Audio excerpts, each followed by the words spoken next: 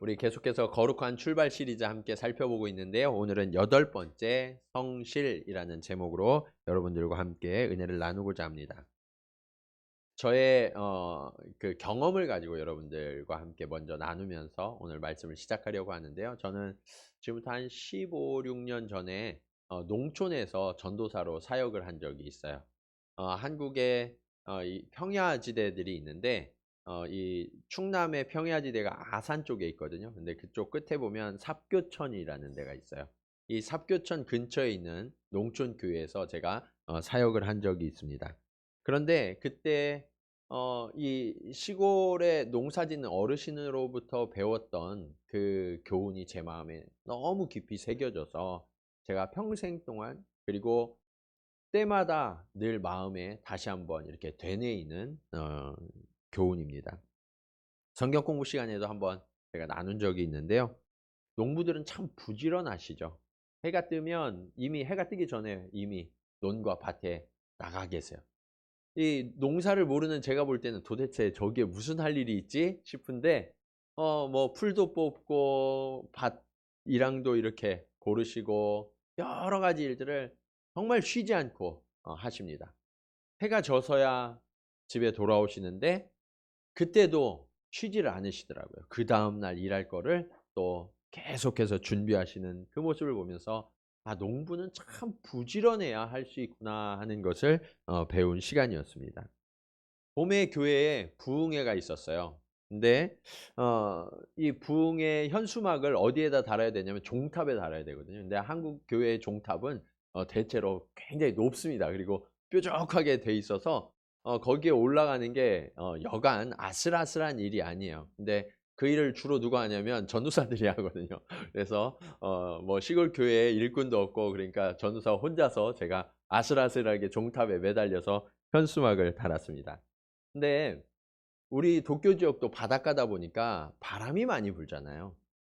삽교천 지역도 바닷가 근처여서 바람이 굉장히 많이 불어요. 그래서 현수막을 딱 달고 내려오고 그 다음날 되니까 현수막이 온데간데 없어요. 찢어져 버린 거예요. 찢어져 버려서 막 여기저기 막 날리고 있어요. 그래가지고 할 수 없이 다시 주문 제작을 해서 걸었습니다. 그리고 났더니 하루 이틀 지나니까 또 찢어진 거예요. 그래서 목사님께 말씀을 드렸어요. 목사님, 이거 현수막이 계속 찢어지는데 그래도 달아야 할까요? 그랬더니 그래도 다르라고 하시더라고요.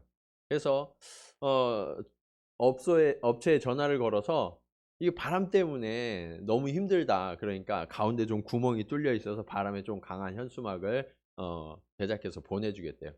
그거를 받아서 다시 그 종탑에 올라가서 달았어요. 근데 한 이틀 지나니까 그것도 견디질 못하는 거예요. 목사님 계속 걸으라고 그러고, 예. 저는 계속 그 위에 막 바람에 매달려서 걸어야 되고, 마음에 갈등이 생기기 시작하니, 아, 이거를 계속 해야 되나? 어차피 또 찢어질 텐데. 그러면서 저도 모르게 제 마음의 소리가 밖으로 툭 튀어나왔어요. 이 현수막을 달러 이렇게 종탑에 올라가면서. 아, 이놈의 바람은 왜 이렇게 부는 거야? 그런데 그때요, 그 밑에 저희 교회 장로님이 지나가시다가 그 얘기를 딱 들으신 거예요. 그러니까 그분이 웃으시면서 목사님 많이 힘드시죠? 네. 그리고서 그분이 저에게 지혜의 말씀을 가르쳐 주셨어요. 근데요, 전사님, 농부들에게 바람은 너무너무 고마운 존재예요. 아니, 이렇게 바람이 많이 불고 이렇게 모든 거를 찢어버릴 만큼 힘든데 이 바람이 뭐가 고맙습니까? 그랬더니 봄에 모를 심고 식물을 심으면 바람이 불어야 돼요. 바람이 불면 이 모나 식물이 쓰러지지 않으려고 뿌리를 깊이 내린대요. 흔들릴 때마다 뿌리가 더 깊이 깊이 내려간다고 해요. 그리고 그 뿌리가 깊이 그리고 넓게 뻗어지면 이후에 가뭄이 와도 마르지 않고 여름에 홍수가 와도 떠내려가지 않는 그러한 튼튼한 기초를 이루게 되고 그것 때문에 우리는 그 결실을 먹고 누릴 수 있다. 이것이 얼마나 고마운 바람입니까? 라고 이야기해 주시는데 제가 망치로 머리를 세게 한 대 맞은 것 같더라고요. 그런데 그것을 깨닫고 나니까 아, 그렇구나. 하나님은 바람 하나를 불게 하는데도 너무나 놀라운 하나님의 계획과 섭리가 있으시고 근데 내가 그것을 깨닫지 못하니까 이렇게 불평만 하고 있었구나. 그걸 아니까 이제 그 위에 올라가는 게 싫지 않더라고요. 아, 이 바람이 너무너무 고마운 바람처럼 느껴지더라고요. 그런데 우리도 일상을 살아가면서 이런 일이 참 많은 것 같아요. 하나님의 계획과 섭리하심이 무엇인지 다 알지 못하니까. 우리는 지금 눈앞에 닥친 이 일들만 바라보면서 원망하고 불평할 때가 얼마나 많습니까? 그러면요, 그 원망과 불평이 우리 마음에 들어오면서 무슨 일이 일어나냐면 성실하게 일하는 게 어려워져요. 네. 오늘 본문도 그런 불평과 시기에 대한 경고로 시작하고 있어요. 우리 그리스도인들은요, 성실해야 돼요. 세상 사람들과 비교할 때 그리스도인들은 오히려 더 성실해야 된다는 거예요. 세상이 불의하든 그렇지 않든 우리는 더 성실해야 되는데 그렇다면 우리 그리스도인들이 성실해야 되는 이유는 무엇일까요? 오늘 그 성경적 근거를 말씀을 통해서 함께 살펴보기를 원합니다. 그리스도인들이 성실해야 하는 이유 첫 번째는요. 성실의 뿌리는 믿음이기 때문에 믿음을 가진 자만 성실할 수 있기 때문에 그래요. 오늘 1절 말씀을 다시 한번 보시면 악을 행하는 자들 때문에 불평하지 말며 불의를 행하는 자들을 시기하지 말지어다 라고 말씀하고 있죠. 여러분 그런데 이 시편을 누가 썼냐면 다윗이 썼어요. 다윗 때에도 악을 행하는 자들, 불의를 행하는 자들이 있었다는 거예요? 없었다는 거예요? 있었다는 거예요. 그리고 그 사람들이요 다윗보다 더 잘 사는 것 같고 일이 잘 풀리는 것 같았다는 거예요. 이게 세상의 원리라는 거예요. 사람들은요 주로 어떻게 생각하냐면 아, 우리 시대는 참 부패했어. 그래서 불의한 자들이 더 승승장구하는 것 같아. 그리고 악한 방법이 선한 방법을 이기는 것 같아 라고 하면서 좌절하고 원망하는 사람들이 참 많죠. 그런데 여러분 오늘 본문에 살펴본 것처럼 이런 일은요 다윗 때부터 지금까지 변함이 없는 일이에요. 그러니까 이것은 시대의 문제가 아니라 세상은 원래 악이 승한 것처럼 보이고 불의한 방법이 더 빠르고 강한 것처럼 보이는 게 당연하다는 거예요. 거기까지는 알겠어요. 그런데 진짜 심각한 문제가 있어요. 그게 뭐냐면 나와 상관없는 사람이 불의한 방법을 써서 잘 사는 건 그나마 참을 만해요. 근데 내가 너무 잘 아는 사람, 내 옆에 이렇게 가까이 관계하는 사람이 갑자기 불의한 방법을 썼는데 대박이 난 거야. 그 사람이 너무너무 승진도 잘 돼요. 그리고 애들도 막 좋은 학교 들어가고 너무너무 잘 되는 것 같아요. 돈도 많이 벌었어요. 네. 그러면서 이전에는 내가 그 사람을 좀 무시했는데 그 사람한테 무시를 받아요. 그러면 어때요 여러분 마음이? 갑자기 좌절이 돼요. 그러면서 내가 정당한 방법으로 살고 성실하게 일하는 게 무슨 의미가 있지? 하면서 성실을 포기할 위험에 처하게 되죠. 그런데요, 하나님의 생각은 다르신 것 같아요. 하나님은요, 그렇게 불의를 행하는 사람들이 우선은 잘 사는 것처럼 보여도 그 결과는 완전히 다르다라고 우리에게 가르쳐주고 계세요. 2절 말씀 보실까요? 그들은 풀과 같이 속히 배임을 당할 것이며 푸른 채소같이 쇠잔할 것이미로다. 여러분, 여름에 풀이 자라는 거 한번 보셨어요? 잡초일수록 얼마나 왕성하게 자라는지 몰라요. 네. 그래서 이 풀과 채소를 이야기하는 거예요. 이들이 불의한 방법을 쓰면요, 정말 한순간에 무성해지는 것 같아요. 그리고 그 열매도 대단한 것처럼 보여요. 그런데 이 풀과 채소는 어때요? 한철이에요. 그 철이 끝나면 어때요? 다 시들어버리고 베어지고 만다는 거예요. 그래서 불의한 자들이 지금은 승한 것 같고 잘 나가는 것 같아도 그들의 권세와 부유함과 그들이 누리는 모든 것들이 순식간에 사라지고 말 것이다. 이것이 하나님의 선언임을 기억하시기 바랍니다. 그러면요, 우리가 어떻게 해야 하느냐? 그 사람들을 주목하던 시선을 하나님께로 돌려야 하는 거예요. 그 하나님께로 돌리면 어떤 일이 일어나느냐? 3절 말씀이에요. 우리 같이 한번 읽을까요?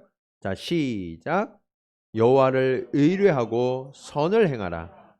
땅에 머무는 동안 그의 성실을 먹을 거리로 삼을지어다. 여러분, 이 말씀해 보시면 여호와를 의뢰하라라고 말씀하고 있죠. 잠깐 더 띄워주세요. 자, 여호와를 의뢰하라. 자, 의뢰하다라는 이 히브리어의 원어적인 의미가 무엇이냐면 안으로 들어가다라는 의미. 그러니까 여호와를 의뢰한다라는 것은 하나님 안으로 들어가서 그분께 속해라라는 의미. 그러니까 하나님을 믿는다, 하나님을 의뢰한다라는 것은 단순히 주님 제가 믿습니다 그런 결단, 아니면 지적인 동의, 이해 그런 차원이 아니라 내 삶의 뿌리를 뽑아서 하나님께로 옮겨서 완전히 하나님께 속하게 되는 것, 이것이 믿음이고 이것이 의뢰하는 것이다 라고 성경은 가르쳐 주시는 거예요. 자, 그렇게 우리가 하나님 안으로 들어가서 연합하게 되면요, 다른 사람들이 아무리 불의한 일을 행하고 그 악한 일로 부유하게 되어도 우리의 마음을 빼앗길 일이 없어요. 왜요? 우리는 더 크신 하나님 안에 속해 있기 때문이죠. 여러분, 그렇게 되면요, 우리는 상심하지 않아요. 변함없이 선을 지속할 능력을 갖게 되는 거예요. 그래서 하나님은요, 우리에게 성실을 먹을 거리로 삼으라 라고 말씀하세요. 여러분, 밥을 몇 끼 드세요? 네. 3끼 드시나요? 어떤 분들은 조금 2끼 드시는 분들도 계시고 요즘에 많으시더라고요. 또 어떤 분은 3끼 드시고, 저희 아들들은 요즘에 한창 클 때는 한 5끼 먹는 것 같아요. 네. 근데 하루에 한 끼도 안 드시고 계속 사시는 분 계세요? 그런 분은 없으시죠. 네. 성실을 먹을 거리로 삼으라 라는 것은 매일매일 이것이 삶의 태도와 습관이 되어야 한다라는. 어떨 때 내가 할 수 있을 때만 성실한 게 아니라는 거예요. 상황이 허락될 때만 내가 성실한 게 아니라는 거예요. 내가 할 수 있건 할 수 없건, 상황이 되건 상황이 되지 않건 우리는 어떻게 해야 돼요? 성실해야 된다. 이것이 하나님의 명령이에요. 그래서 이것이 내 삶을 지탱하는 습관이요, 원리가 되게 만들어야 돼요. 네. 그리스도인들은요, 세상 사람들보다 더 성실해야 돼요. 그래서 여러분, 세상 사람들보다 조금 더 일찍 출근하세요. 그리고 세상 사람들보다 더 부지런하세요. 그리고 좀 더 늦게까지 일하세요. 이것이 우리의 성실을 증명하는, 직장에서뿐만 아니라 가정에서도 학교에서도 어디서든 우리는 성실해야 돼요. 자, 그렇다면 우리 믿는 사람들이 성실한 것과 세상 사람들이 열심을 내는 것과는 어떤 차이가 있을까요? 여러분, 어떤 차이가 있어요? 거기에 대해서 많은 사람들이 연구를 해봤어요. 어떤 차이가 있나? 그랬더니 어떤 결과가 나왔냐? 차이가 없더라. 차이가 없어요. 다르지 않아요. 믿지 않는 분들도요, 이 경쟁 사회 속에서 살아남기 위해서 매우 열심히 일하시죠. 남들보다 더 열심히 일하는 분들이 얼마나 많은지 몰라요. 그리고 믿지 않는 분들 중에도요, 믿는 사람들보다 더 도덕적으로 회사를 경영하고 그렇게 삶의 태도를 가지신 분들이 있어요, 없어요? 있어요. 많아요. 네. 정말 괜찮은 삶을 사는 사람들이 믿지 않는 사람들 중에도 있단 말이에요. 그런데 딱 한 가지 차이점이 있어요. 그게 뭐냐? 하나님을 의뢰하는 사람은요, 하나님과 연합해 있잖아요. 그 안에 들어가 있죠. 그러니까 어떤 상황에서도, 특히 내가 불리하고 내가 어려운 일을 당할 때에도 불법이나 불의를 행하지 않아요. 하나님 안에 속해 있기 때문에 그것을 자행할 수가 없는 거예요. 반면 하나님을 믿지 않는 사람들은요, 내가 보통 때는 도덕적이고 선한 것처럼 행하다가도 내가 불리해지거나 어려움을 당하게 되면 조금씩 타협할 수 있게 되는 거예요. 그래서 여러분, 다 같은 열심히처럼 보이고 성실처럼 보여도요, 하나님이 그 중심에 계시느냐 그렇지 않느냐는요, 굉장한 차이를 만들게 돼요. 처음에는 그 차이가 별게 아니에요. 거의 동일한 것처럼 보여요. 그런데 이것이 습관이 되어서 매일매일 그 삶을 지속하다 보면 시간이 지날수록 그 차이는 아주 거대한 차이를 이루게 되죠. 그 차이가 어떻게 드러나느냐? 5절 말씀 한번 같이 읽겠습니다. 시작. 내 길을 여호와께 맡기라. 그를 의지하면 그가 이루시고. 여러분, 사람의 성실은요, 내가 하는.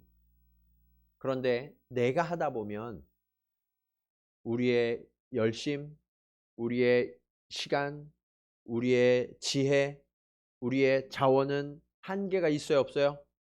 한계가 있어요. 그래서 사람의 열심이 한계를 만나게 되면 어떻게 되느냐? 좌절하고 낙심해서 포기하게 돼요, 결국. 그러나 우리 믿는 사람들은요, 한계를 만나면 그때부터 신나요. 왜요? 그때는 아버지가 무한하시고 전능하신 능력을 베푸실 찬스거든요. 그래서 그분이 일하시는 것을 우리의 눈으로 목도하는, 기적을 경험하는 순간이 내 눈앞에 펼쳐지는 거예요. 그래서 우리는 한계를 만나도 낙심하거나 좌절하거나 포기할 이유가 있어요, 없어요? 없어요, 여러분. 그래서 여러분, 한계를 두려워하지 마시기 바랍니다. 나의 자원이 끝나는 것을 염려하지 마시기 바랍니다. 그때는 하나님 앞에 의탁하시면, 그러면 그 순간 우리를 붙들고 계시는 그 하나님의 놀라운 능력이 저와 여러분을 향하여 펼쳐지는 것을 믿으시기 바랍니다. 자, 그래서요, 우리 그리스도인들의 성실은 하나님의 신실하심을 전제로 합니다. 그래서 우리는 매일 성실하게 최선을 다하지만 결과는 하나님께 맡겨요. 내 힘으로 되지 않아도 우리는 낙심할 필요가 없어요. 언제든지 하나님께 맡기고 하나님을 의지하면 전능하시고 무한하신 하나님께서 우리를 위해 일하시고 다 이루어 주시기 때문에 오늘도 하나님과 동역하는 그 기쁨을 품으시기 바랍니다. 그 하나님을 믿으면요, 우리는 성실하게 살아갈 수 있어요. 그리고 그 성실이 습관이 되면 하나님과 동역하는 즐거움이 저와 여러분의 삶에 풍성하게 임하게 될 줄로 믿습니다. 자, 두 번째로 그리스도인들이 성실해야 하는 이유는 무엇인가? 성실의 뿌리가 믿음이라면 성실의 줄기는 인내와 소망이에요. 여러분, 하나님을 바라보고 의뢰하는 일에 깊이 뿌리 내린 그 믿음의 사람이 다음 단계로 나아가는 모습을 우리가 함께 살펴볼 텐데요. 7절 말씀 함께 보실까요? 여호와 앞에 잠잠하고 참고 기다리라. 자기 길이 형통하며 악한 꾀를 이루는 자 때문에 불평하지 말지어다. 하나님을 의뢰하는 사람에게 하나님이 요구하시는 첫 번째 요구 조건이 뭐냐? 잠잠하라. 뭐라고요? 잠잠하라, 잠잠하라. 그래서 묵묵히 자기 일을 성실하게 감당하면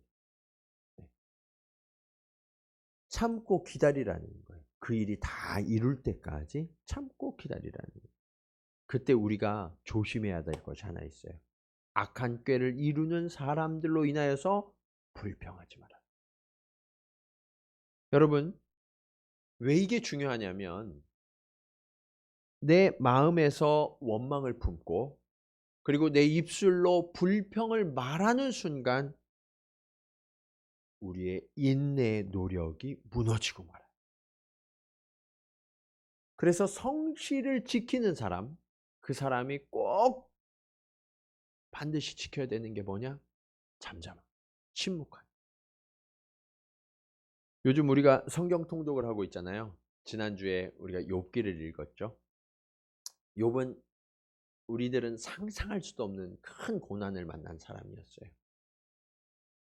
욥은 거부였고 하나님께 칭찬받을 만한 그러한 의인이었죠.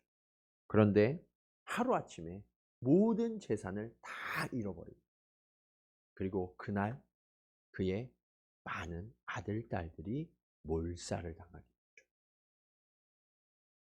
그때 욥은 어떻게 고백합니까? 주신 이도 하나님이시요 가져가신 이도 하나님이시다. 그렇게 고백하면서 믿음을 지켜냅니다. 그런데 조금 있다가 더 고통스러운 일이 일어나요. 그게 뭐냐? 자신의 건강이 완전히 무너지는, 조금 아픈 게 아니라 완전히 무너져서 발끝부터 머리끝까지 종기가 다 돋아나서 도저히 견딜 수 없는 고통이 이 욥을 짓누르는, 요즘으로 치면 피부암이 발끝에서 머리끝까지 다 돋았다라고 보시면 돼요. 여러분, 그렇게 큰 고통 중에 있을 때 욥이 뭐라고 고백합니까? 우리가 하나님께 복을 받았은즉 화도 받지 않겠느냐. 그러면서 입술로 범죄하지 않습니다. 그렇게 신실한 욥, 믿음으로 인내하던 이 욥을 흔드는 사건이 일어나요. 그게 뭐냐? 욥이 너무나도 아끼던 친구들이 욥을 방문합니다. 욥에게 큰 어려움이 일어났다는 그 소식을 듣고 멀리 살던 친구들이 한달음에 걱정돼서 욥을 찾아오고, 그런데 욥의 형편이 너무나 비참해진 것을 보고 의문이 드는 거예요. 어떻게 이런 일이 일어났을까? 그들의 결론은 우리가 알지 못하는 무언가 하나님이 심판하셔야만 하는 그러한 죄와 허물이 욥에게 있지 않고서야 어떻게 이런 일이 일어났어요. 그러면서 욥을 위로하는 게 아니라 욥을 추궁하게, 뜻밖의 너무나 믿고 사랑했던 친구들이 자신을 공격하니까 마음이 무너지기 시작해요. 그리고 그들의 비난은 욥을 무너뜨려. 욥의 인내를 갉아먹기 시작해. 여러분, 제가 목회자로서 성도들을 볼 때 가장 안타까운 장면이 있어요. 그게 뭐냐? 힘들고 어려운 성도들일수록요, 그 마음의 원망이 커지더라고요. 원망이 커지면 어떻게 해요? 불평하기 시작해요. 근데 그 불평을 누구에게 할까요? 가장 소중한 사람들에게 불평, 핑계야, 원망. 그렇게 소중한 사람들끼리 간신히 버티고 있는 그 인내의 사다리를 걷어차 버리니까 어떻게 돼요? 그 삶이 무너져. 이게 너무너무 가슴 아픈 일이에요. 그래서 여러분, 이 원망과 불평, 핑계와 비난은 우리의 신실함과 믿음, 그리고 인내를 무너뜨리는 악한 힘이 있다라는 것을 기억하시고, 이 불평과 원망을 우리로부터 뿌리 뽑는 일에 최선을 다해야 함을 믿으시기 바랍니다. 그래서요, 하나님은요, 전능하신 역사를 이루시기 전에 항상 명령하는 게 있어요. 그게 뭐냐? 잠잠. 너희는 가만히 있어 내가 하나님 됨을 볼지어다. 여러분, 이스라엘 백성이 여리고 성을 무너뜨린 방법을 기억하시나요? 여리고 성은 가장 크고 견고한 성이었어요. 절대로 무너지지 않을 것 같았던 그 성. 그런데 하나님은 그 성을 어떻게 무너뜨리셨습니까? 이스라엘 백성을 보내셔서 하루에 한 번씩 그 성을 돌게 하셨어요. 그런데 한 가지 명령을 하셨죠. 뭘 하지 말라고 하셨어요? 말하지 마. 말하지 마. 아무 소리도 내지 마라. 왜요? 누군가는 마음에 그런 생각이 들었어요. 이게 뭐 하는 짓이지? 이렇게 해서 어떻게 성이 무너지고 우리가 이 성을 함락시킬 수 있지? 하는 생각이 들었을까요? 안 들었을까요? 들었죠. 누군가 그것을 입 밖으로 내는 순간 그는 이 공동체가 하나님을 따르는 것을 무너뜨리기 때문에 하나님께서는 아무 소리도 아무 말도 하지 말고 성을 돌라고 명령하셨다. 그렇게 6일이 지나 마지막 7일째 7번 성을 돌고 그들이 큰 소리로 외칠 때 그 성은 어떻게 됐습니까? 완전 무너졌던. 이것이 하나님이 싸우시는 방법.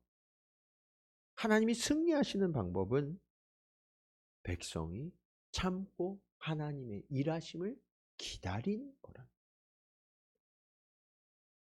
그 장면이 그대로 쓰여진 말씀이 오늘 본문의 9절 말씀이에요. 9절 말씀 보시면 진실로 악을 행하는 자들은 끊어질 것이나 여호와를 소망하는 자들은 땅을 차지하리로다. 여러분, 하나님을 소망하는 자들이 뭘 차지해요? 땅을 차지한다라고 말씀합니다. 당시에 가나안 땅은요, 젖과 꿀이 흐르는 땅이었어요. 그리고 그 젖과 꿀이 흐르는 땅에 그 소산이 얼마나 좋았든지 그 영양 상태가 좋아가지고 발육을 잘해서 그 땅에 살던 사람들이 누구예요? 안악자손. 이 안악자손은 거인이었죠. 그래서 이스라엘 사람들이 평가할 때 뭐라고 평가해요? 그들과 우리를 비교하면 우리는 메뚜기와 같습니다 라고 이야기했어요. 그런데 여러분, 그렇게 거대한 안악자손이 어떻게 됐어요? 하나님이 그들을 다 멸하셨어요. 그리고 그 땅에 이스라엘 백성을 들어가게 하셨고 그들이 밟는 모든 땅을 이스라엘 것 되게 하셨음을 믿으시기 바랍니다. 여러분, 이런 일이 어떻게 일어날 수 있었어요? 그들이 하나님을 소망했기 때문에. 그래서 그들은 애굽에서 나온 거예요. 그리고 광야를 40년 동안이나 지났어요. 그 광야를 지나는 동안 그들이 배운 것은 무엇이냐면 인내 중에 소망을 품는 법을 배운. 그런데 너무나 안타까운 사실은 출애굽 1세대는 이 인내를 배우지 못했어요. 그래서 그들은요, 물이 없다고 불평하고, 매일 만나만 준다고 불평하고, 그리고 먼 길을 돌아가게 한다고 불평하고, 매일매일 불평했어요. 결국 하나님이요, 약속의 땅으로 그들을 인도하여 들이셨어요. 그래서 그 앞에 가데스 바네에 딱 세우셨는데, 그들이 정탐을 보내고 나서 뭐라고 이야기합니까? 과연 그 땅은 하나님이 말씀하신 대로 젖과 꿀이 흐르는 땅이더라.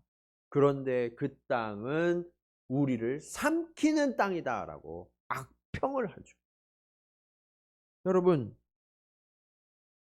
풍요로운 땅이라는 것을 다 확인해 놓고도 왜 그들은 원망과 불평밖에 늘어놓지 못했을까요? 그들의 결국은 어떻게 됐나요? 다 광야에서 죽었죠. 그래서 하나님은요, 아브라함과 맺으셨던 그 수백 년의 약속의 성취를 눈앞에 두고서 다시 그 다음 세대가 자라날 때까지 40년을 기다리셔요. 여러분, 착각하지 마세요. 내가 기다리는 게 아니에요. 내가 인내하는 게 아니에요. 누가 기다리셨어요?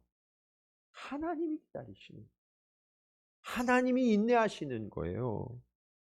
여러분, 하나님은요, 저와 여러분을 향해서도 똑같아요. 하나님 이미 준비를 다 마치셨어요. 그리고 우리를 그 땅 앞으로 인도하여 들이시려고 우리를 그 앞에 세우셨어요. 그런데 우리가 믿음이 없는, 소망이 없는 거예요. 인내하지 못하는 거예요. 그러니까 다시 광야로 돌아갈 수밖에 없는, 실패할 수밖에 없는 거예요. 여러분, 이제 여러분이 현실을 바라보는 눈을 좀 바꾸셔야 돼요. 현실을 바라보면서 분노하고 짜증내고 원망하고 불평하는 일을 이제 좀 그치시기 바랍니다. 그리고 잠잠히 하나님이 이루실 일을 소망하세요. 우리 옆에 분들하고 이렇게 한번 인사 나눌까요? 불평 그만하고 소망을 품읍시다. 자, 시작. 네. 불평을 그치셔야 돼요. 그리고 소망으로 바꾸셔야 돼요. 네. 잠잠히 나는 아무것도 안 해도 돼요. 차라리 모르겠고 못하겠으면 그냥 잠잠히 계세요. 네. 그러면 하나님이 이루신다고요. 네.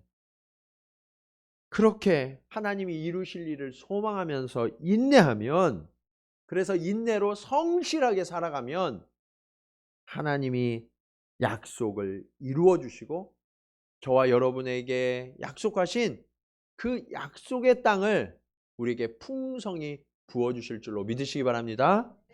자, 우리 그리스도인들이 성실해야 되는 이유 마지막은요, 성실의 열매는 온유와 화평이기 때문에 그래요. 9절에서는 하나님이 땅을 어떤 사람들에게 준다고 하셨냐면 여호와를 소망하는 자들에게 땅을 주신다고 하셨어요. 그런데 11절에서는 또 다른 해설을 여기에 덧붙이십니다.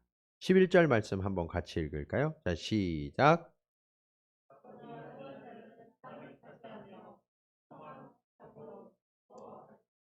아멘. 자, 9절에서는 땅을 차지하는 자가 여호와를 소망하는 자였어요. 그런데 여기에서는 누가 땅을 차지한다고 이야기했어요? 온유한 자가 땅을 차지한다라는 거예요. 이게 연결되는 거예요. 연결되는 거예요. 하나님을 소망하게 되면 아까 제가 원망과 불평이 그쳐진다고 그랬잖아요. 그렇죠? 네.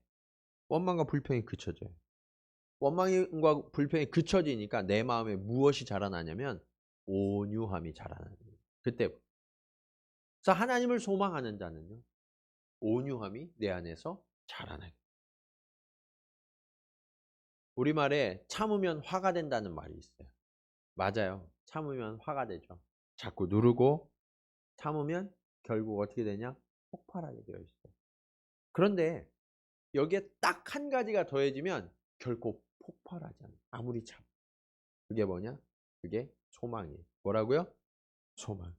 네, 소망 있으면 폭발하지 않는. 우리 한 번 더 옆에 분하고 인사하겠습니다. 폭발하지 말고 소망을 품읍시다. 자, 시작. 예. 소망을 품으면 폭발하지 않습니다. 예. 예. 자, 왜 그러냐? 내가 지금 견디고 참는 이 고통보다, 이 대가보다 이후에 얻을 보상이 훨씬 더 큰 거예요. 그거를 아니까 지금 이 참는 것이 어렵지 않아. 그냥 웃으면서 이거 기꺼이 감당할 수 있게 되는 거죠. 네. 그렇게 소망을 품고 인내를 지속하다 보면 그 과정에서 얻어지는 열매가 바로 온유라는. 똑같이 참는데 절대로 폭발하지 않는. 네. 그런데 여러분, 모세가 광야에 40년의 고생을 다 했잖아요. 그런데 땅을 차지했어요? 못했어요? 못했어요. 왜 못했어요? 폭발해서. 간단해요. 폭발해서. 여러 번 폭발한 것도 아니에요. 한 번 폭발했다가 들어갈 수 없었다는 거예요. 백성들이 너무나 많이 원망하니까 그 소리를 40년 동안 계속 들은 거예요. 마지막 순간에 견디지 못하고 그만 짜증이 난 거예요. 그래서 온유함을 잃어버리고 말았던 거죠. 여러분, 이것은 우리에게 어떤 교훈을 주냐면 누구도 예외가 없다는 거예요. 나는 괜찮겠다. 아니요, 그렇지 않아요. 모세도 못 들어갔어요. 여러분, 우리가 그동안 얼마나 열심히 하나님을 믿었는지, 봉사를 얼마나 많이 했는지, 헌신을 얼마나 오랫동안 했는지, 그것은 중요해요, 중요하지 않아요? 중요하지 않아요. 아셨죠? 네, 그거 내세우지 마세요. 지금 내가 온유하냐 안 하냐 여기에만 신경 쓰시면 돼요. 네. 옛날에 이런 거 하지 마세요. 요즘 젊은이들이 제일 싫어하는 용어가 있어요. 라떼는 말이야. 그래서 요즘 커피 라떼도 안 먹는데요. 네. 네. 옛날에 그런 건 하나도 중요하지 않아요. 지금 내가 이 순간 온유한가? 여러분, 세상은요, 맹렬히 싸워서 상대를 짓눌러 이겨서 그것을 차지하라고 이야기해요. 그러나 하나님은 어떤 자에게 땅을 차지하게 하시는가? 온유한 자에게.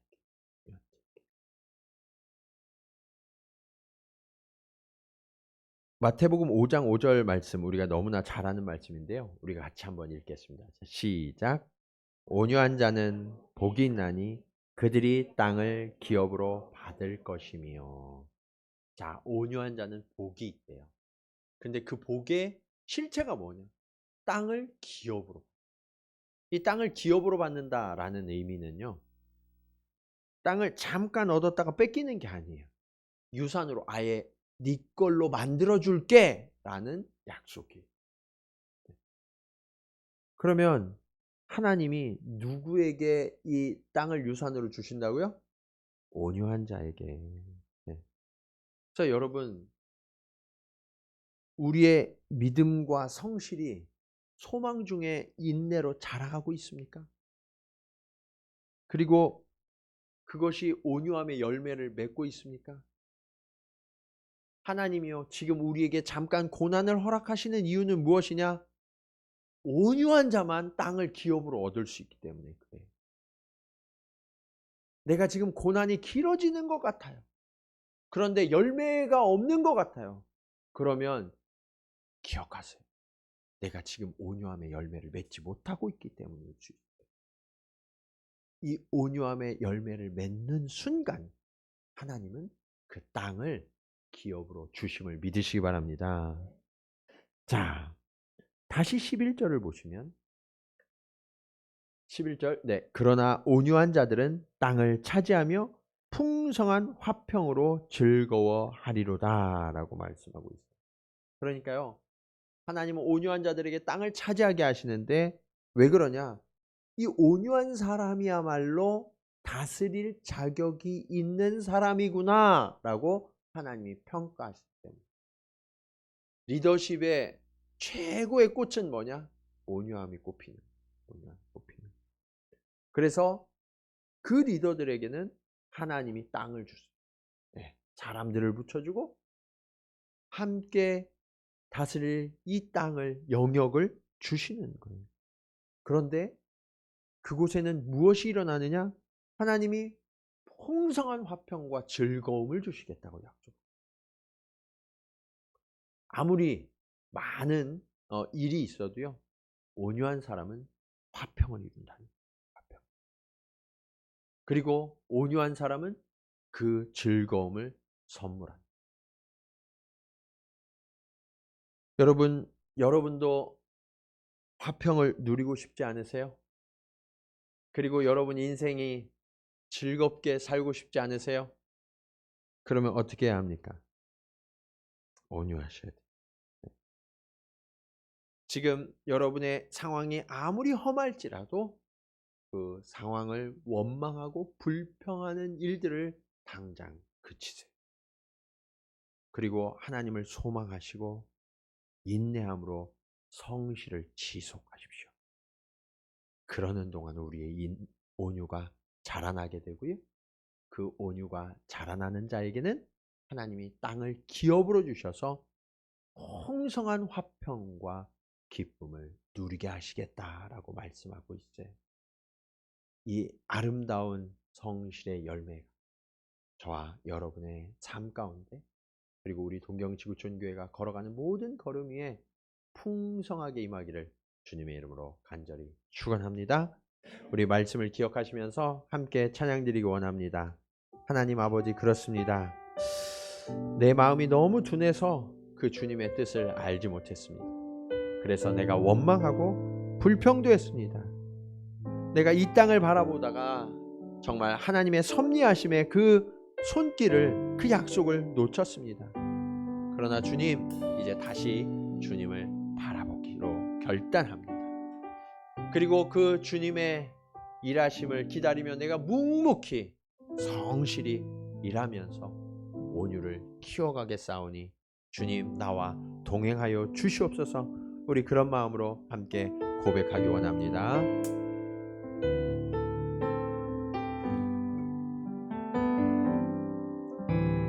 주님, 제 마음이 너무 둔해서 주님을 볼 수 없습니다. 이 땅에 속하여 이 땅만 보다가 주님 손을 놓쳤습니다. 한 번 더. 주님, 제 마음이, 주님, 제 마음이 너무 둔해서 주님을 볼 수 없습니다. 이 땅에 속하여 이 땅만 보다가 주님 손을 놓쳤습니다. 나는 나그네로 왔는데 왜 주저앉게 되었나. 나는 정직인데 언제부터 내 삶의 주인이 되어버렸나.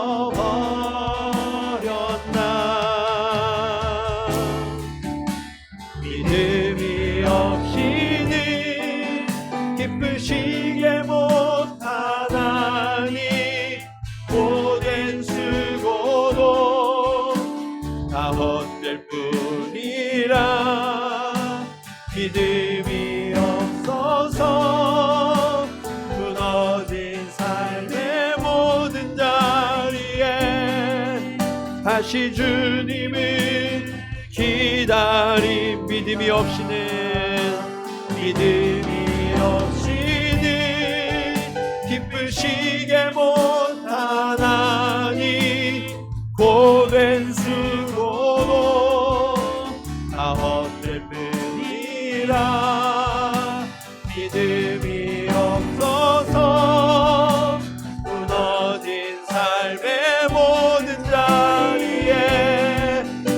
다시 주님을 다시 주님을 기다립니다. 다시 주님을 다시 주님을 기다립니다. 다시 주님을 기다립니다. 주님, 그렇습니다. 내가 믿음이 너무 없어서 하나님께서 나를 도우시지 않는다고, 그리고 나는 이렇게 다른 사람들보다 뒤처지고 성공으로부터 멀어지고 있다고, 나는 망하고 있다고 그렇게 원망하고 불평만 늘어놓고 있었습니다. 그리고 그것이 너무나 커져서 나의 소중한 사람들을 비난하고 원망하느라 우리의 삶이 무너지고 우리의 공동체가 무너지게 하는 원흉이 바로 나였음을 주님 고백합니다. 주님, 이제 이 시선을 주께로 향하게 하여 주시옵소서. 그리고 주님, 잠잠히 하나님이 이루실 일들을 소망하며 인내함으로 성실을 지켜가게 하여 주시옵소서. 그 성실을 지켜가는 동안 주님, 이전에 없었던 온유함이 내 안에서 점점 풍성하게 하여 주시고, 그로 말미암아 하나님이 약속하신 땅을 기업으로 얻으며 하나님의 화평과 즐거움이 내 삶에도 시작될 수 있도록 주여 일하여 주시옵소서. 우리 다 함께 기도 드리시겠습니다. 할렐루야. 아버지 하나님, 은혜를 감사합니다. 아버지 하나님, 오늘 주님의 성실의 약속을 깨닫게 하시니 감사합니다. 아버지 하나님, 하나님께서는 지금도 신실하게 우리를 위하여 일하고 계시고 하나님의 약속을 이루고 계신데, 아버지 하나님, 나는 내가 인내하지 못하고 믿음이 없고 소망을 품지 못하여 넘어졌으면서 오히려 하나님이 나를 도우시지 않는다고, 내 옆에 있는 소중한 사람들 때문이라고 원망하고 불평하고 아버지 하나님 핑계하던 내 모습을 주여 용서하여 주시옵소서. 주님, 이제는 내가 하나님을 온전히 신뢰하는, 전적으로 의뢰하는, 주님 품에 안기는 믿음이 우리에게 있게 하여 주시옵소서. 그리고 주님, 그 하나님이 이루실 일을 소망하며 잠잠히 기다리는 인내를 우리에게 허락하여 주시옵소서. 인내하면서 성실을 멈추지 않게 하시고, 아버지 하나님, 그렇게 하나님의 방식을 따라 선을 지속할 때 아버지여, 내게 인내가 자라날 줄로 믿사오니 주여, 그렇게 성령으로 우리를 인쳐주시고 이 온유함이 점점 더 커질 수 있도록 주여 인도하여 주시옵소서. 하나님의 나라를 다스릴 자격이 있는 자, 하나님의 땅을 기업으로 받을 자, 그 온유한 자가 되어서 아버지 하나님, 이제 우리의 가정에 화평이 넘치게 하시고 즐거움이 시작되게 하여 주시옵소서. 우리의 산업에 하나님의 화평이 임하고 하나님의 즐거움이 임하도록 우리가 온유한 자들이 될 수 있도록 주여 인도하여 주시옵소서. 우리 교회 온 성도가 온유한 자가 되어서 원망과 불평을 그치고 감사와 칭찬과 격려와 찬양이 넘쳐나게 하시고, 아버지 하나님, 그렇게 서로를 세워주며 서로를 일으켜 주어서 아버지 하나님, 우리 교회가 하나님의 땅이 되게 하시고 하나님의 기업이 되게 하시고 하나님의 화평을 누리게 하시고 하나님의 즐거움이 시작되어서 세상 가운데 그런 하나님의 나라를 증거하는 주의 통로가 다 될 수 있도록 주여 인도하여 주시옵소서.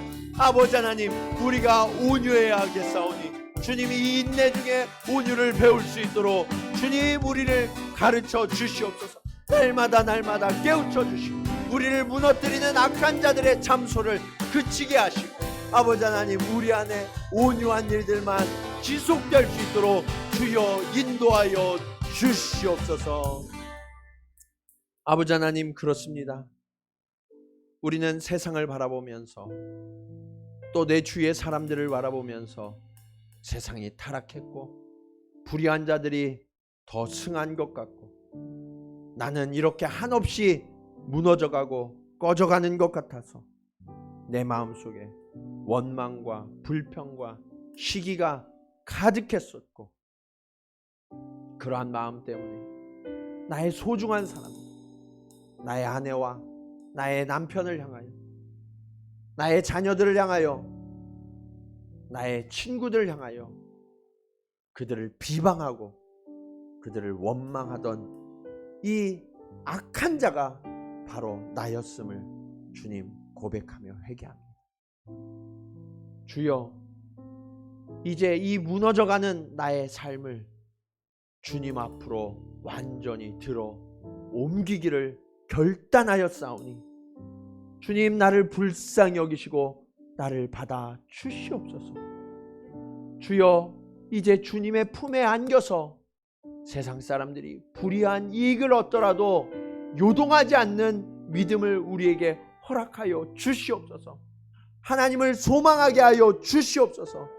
그리고 주님, 내게 허락하신 이 오늘 내가 성실함으로 인내하며 살아가게 하여 주시옵소서. 그 인내 속에서 이전에 없던 온유가 싹 틔우고 자라가게 하여 주시사. 아버지 하나님, 이제 내 입술에서는 칭찬이, 격려가, 희망이, 찬양이 넘쳐나게 하시고, 그로 말미암아 내 주변에 있는 자들이 꺼져가던 그 영혼의 불길이 함께 밝아질 수 있도록 주님, 우리를 사용하여 주시옵소서. 나의 온유함으로 우리 가정이 살아날 것을 믿습니다. 나의 온유함으로 우리의 기업이 살아날 것을 믿습니다. 나의 온유함으로 우리 교회가 평안케 될 것을 믿습니다. 주여, 나의 온유함으로 이 땅이, 이 나라가 하나님의 화평과 즐거움을 누리게 될 것을 믿습니다. 주여, 그날까지 우리가 잠잠히 이 성실한 선을 지속할 수 있도록 주여 우리와 동행하여 주시옵소서. 그리고 마침내 하나님께서 우리에게 허락하실 그 땅을 기업으로 받아 세상과는 비교할 수 없는 그 아름다운 축복과 화평과 즐거움을 누리며 하나님을 날마다 찬송하는 주의 복된 자녀들 되게 하여 주시옵소서. 이제는 우리의 약속이 되신 예수 그리스도의 은혜와 아버지 하나님의 무한하신 사랑하심과 성령님의 감화감동 교통하심이 오늘 말씀을 따라 하나님 앞에 전적으로 내 삶을 의탁하고 잠잠히 인내하며 소망을 품고 그 과정을 통하여서 온유한 자가 되어 하나님의 기업을, 하나님의 땅을 기업으로 받으며 그렇게 하나님이 주시는 참된 평강과 즐거움을 누리며 세상 가운데 증거하기로 결단하며 나아가는 사랑하는 성도들의 걸음걸음 위에 그들의 화평한 가정 가운데 그들의 풍성한 산업 가운데 또 우리 교회가 걸어갈 회복의 길 가운데 이제로부터 영원토록 함께 하시기를 간절히 축원하옵나이다. 아멘.